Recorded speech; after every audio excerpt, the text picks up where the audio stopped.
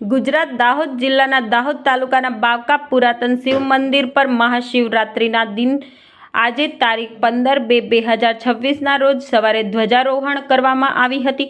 ત્યારે દર્શન કરવામાં ભાવિક ભક્તોની લાઈનો સવારથી લાંબી કતારોમાં જોવા મળે છે। તેવી જ રીતે દાહોદના શ્યામપુરા ગંગા શિવઝરી અને ભીમકુંડા મહાદેવ મંદિર તરીકે પણ ઓળખાય છે, ત્યાં પણ ભાવિક ભક્તો દર્શન કરતા લાંબી કતારોમાં જોવા મળે છે।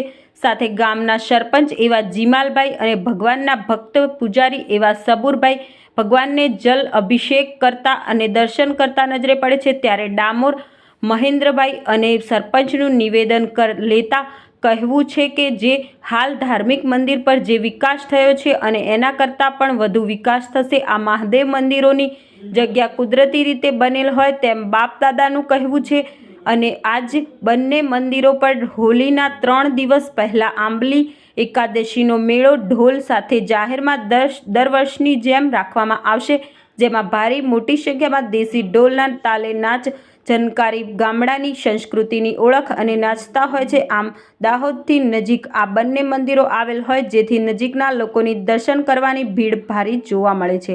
અહેવાલ હિમરાજ બી ભાભોર, જાગશે ગુજરાત, દાહોદ।